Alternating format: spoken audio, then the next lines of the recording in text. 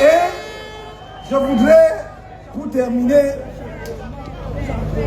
c'est la deuxième articulation de mon propos, vous dire ceci. J'entends souvent, et j'ai entendu en particulier, en 2024, les Camerounais dire « Le Sénégal nous parle ». Mais le Sénégal nous parle, mais nous ne comprenons pas ce que nous dit le Sénégal. Les gens ne voient que le résultat, c'est-à-dire le fait que 2 jeunes Sénégalais ont accédé au pouvoir par les urnes.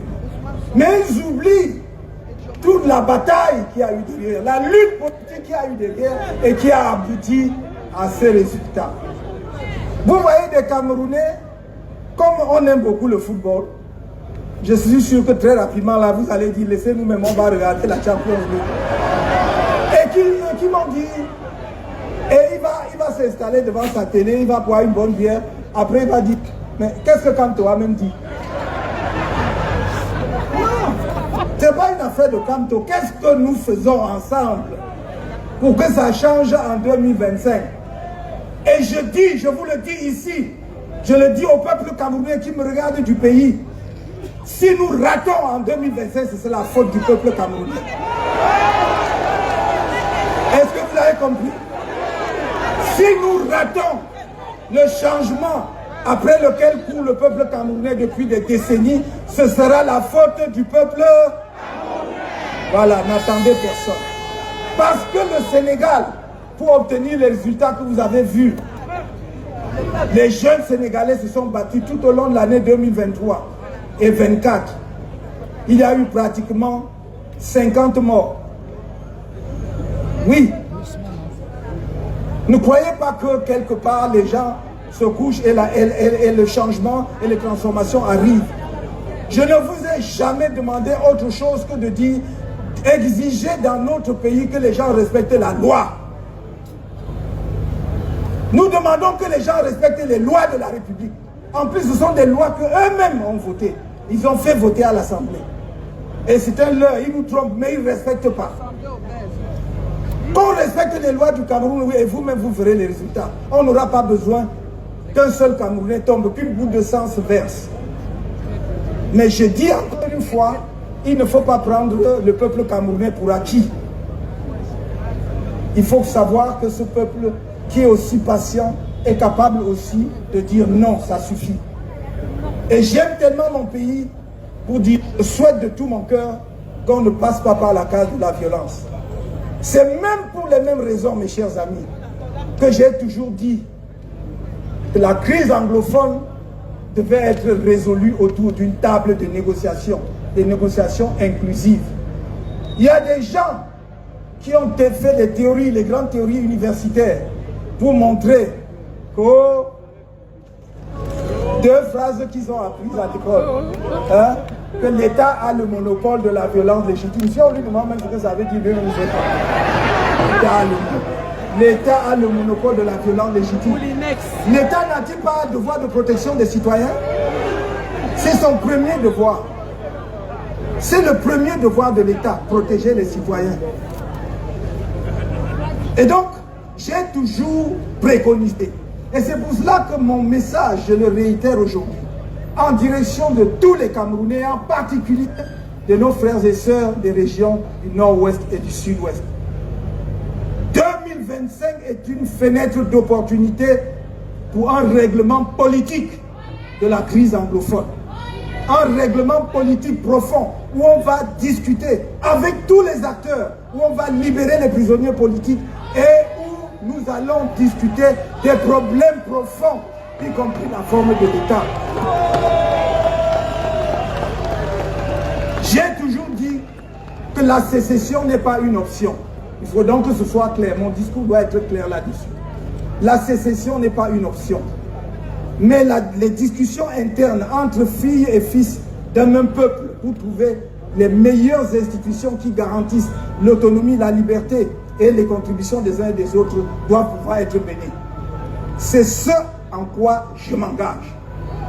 Et j'ai toujours dit, je le répète ma première sortie, si vous me portez à la présidence de la République, ma première sortie de la capitale, ce sera pour aller dans les régions du nord-ouest et du sud-ouest. Porter un message. Je montre ma première sortie. Ma première sortie. Vous ne pouvez pas diviser un peuple et dire que vous l'aimez. Vous ne pouvez pas diviser un peuple et dire que vous voulez le développer. Vous allez l'amener où? Ça n'est pas possible. C'est le gouvernement lui-même, par un décret du Premier ministre, qui a dit que les régions du nord-ouest et du sud-ouest sont fiscalement sinistrées. C'est-à-dire que ces régions ne participent plus à l'économie du pays. Vous pouvez constater ça depuis 2019 et vous êtes tranquille, 6 ans après. Il y a donc un problème. Je pense que nos frères et sœurs qui dirigent le Cameroun n'ont peut-être plus le courage de...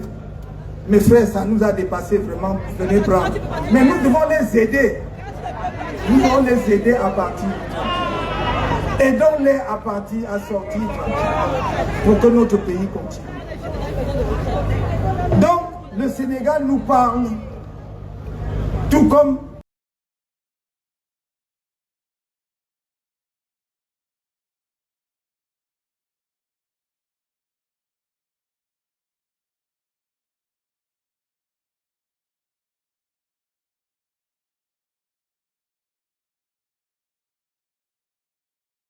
l'Afrique est dans une nouvelle dynamique.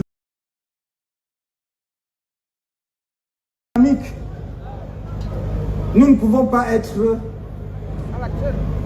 sous. Je suis souvent surpris quand parfois certaines des évidences. En Afrique aujourd'hui, on voulons notre souveraineté. Et c'est comme s'ils avaient commis un crime. Mais je dis, moi j'enseigne aux étudiants depuis toujours qu'un État demande sa souveraineté ou cherche sa souveraineté est tout ce qu'il y a de plus normal. C'est pour cela que je dis, arrêtons de nous faire peur. On a dit pendant longtemps que nous ne savions même pas les chemins de l'histoire. Maintenant que les Africains essayent de frayer leur chemin dans l'histoire, ça devient un problème. Je crois qu'il est important que nous comprenions une chose, et une fois pour toutes. Il y a le panafricanisme ne doit pas être un mot qui écorche la bouche. Mais ça ne doit pas être seulement un slogan. Ça ne doit pas être quelque chose de formulaire. Ça doit être quelque chose de pensé. Et c'est pour cela, pour ma part, j'ai toujours dit, si nous, les Africains, ne conçoivent pas le panafricanisme comme un projet stratégique, ils échoueront. Est-ce que vous me comprenez? Si ce n'est pas pensé comme un projet stratégique, ils échouent. C'est pour cela que et il y a eu de très grands théoriciens du panafricanisme depuis les Patmore, les Garvey et avant d'arriver même au Nkrumah. Et même à l'époque contemporaine, ces années-ci, il y a de brillants théoriciens du panafricanisme dont nous respectons la perspicacité de la pensée. Mais c'est un projet stratégique qui doit être pensé comme tel. Et c'est pour cela que moi qui suis profondément pragmatique, j'ai toujours dit, si vous pensez que vous allez vous laisser lever un jour ou un soir, vous retrouver à Addis Abeba, et les 54 États africains votent une résolution pour dire nous sommes devenus un État fédéral, vous êtes trompé, ça n'arrivera pas. C'est vrai. Je regrette, je voudrais que l'histoire me donne tort. Mais toute l'analyse que je fais de l'histoire me montre que ça n'arrivera pas. Parce qu'il y a des contradictions internes en Afrique même qui empêchent justement que les choses se passent de cette façon. Et alors qu'est-ce qu'on fait dans ce cas-là? On commence là où c'est possible. Et c'est ce que quelques États ont compris. Et c'est pourquoi je vous dis, soutenez les peuples de l'AES comme vous le faites.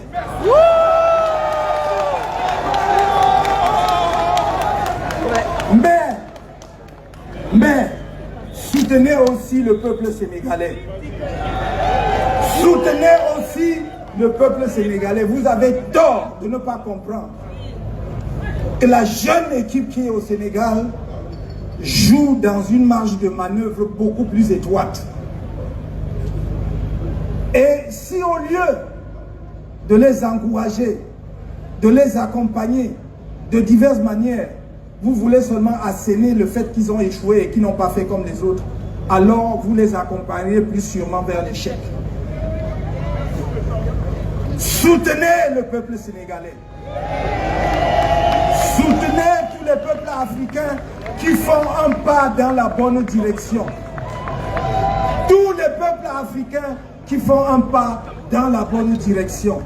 C'est-à-dire qui pensent à leur peuple, qui pensent que nous avons droit à la dignité, qui pensent que nous avons droit à la respectabilité, que nous ne sommes pas des sous-hommes, que nous méritons aussi le développement et que par conséquent, chaque fois que nous prenons des décisions, les intérêts fondamentaux de nos pays doivent prévaloir.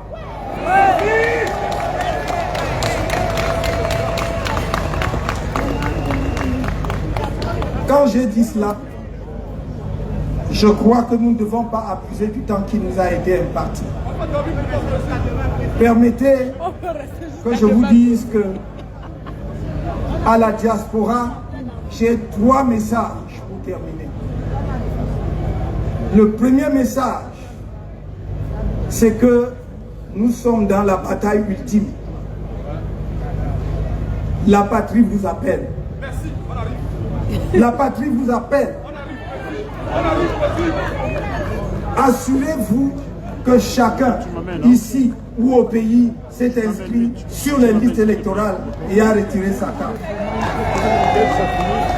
La deuxième chose, moi je ne compte que sur le peuple camerounais pour le financement de ma campagne.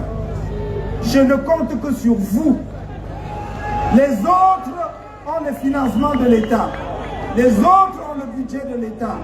Les autres ont les grandes entreprises publiques et privées, etc., etc. Moi, je compte sur le peuple camerounais. Alors, mobilisez-vous. Ce n'est pas tout le temps. Ce n'est même pas tous les 7 ans. L'élection présidentielle de 2025, ce n'est pas une élection comme celle qui se passe tous les 7 ans.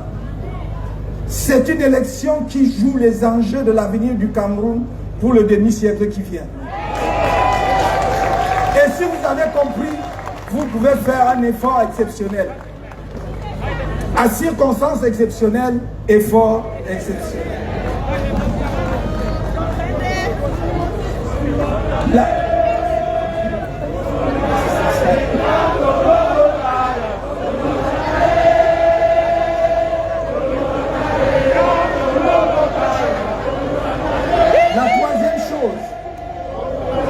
La troisième chose, c'est extrêmement important. J'ai besoin de vous au Cameroun pour les élections. Tous ceux d'entre vous qui peuvent venir, venez. Tous ceux d'entre vous qui peuvent venir, venez. On viendra. Qu'on contrôle mieux les élections. Qu'on contrôle mieux les élections.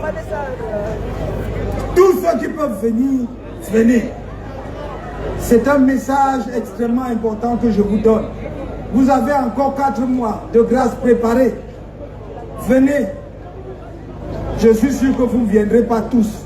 Mais si quelques centaines viennent, ça nous aidera beaucoup. Venez pour qu'on organise les élections. Venez pour qu'on défende les résultats. Venez pour qu'on prépare le moment glorieux où les Camerounais, avec la clé qu'on vient de vous me donner, vont ouvrir les portes d'étudier et que tout le peuple camerounais va y entrer pour célébrer sa fête. Merci. Merci mes chers amis. Merci à vous. Merci.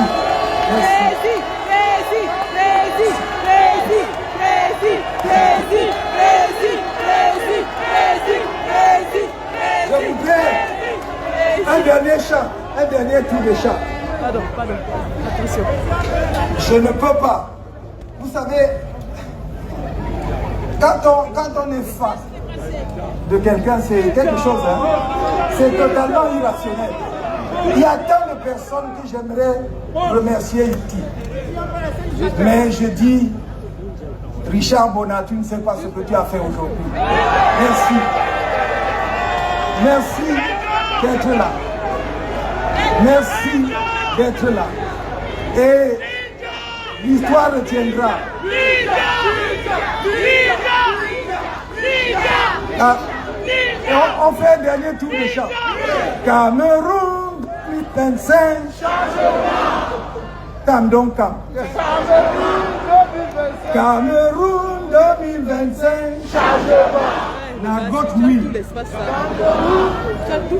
Cameroun 2025. Changement.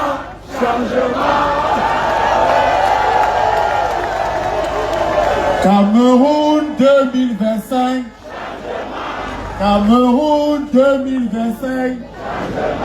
Cameroun 2025.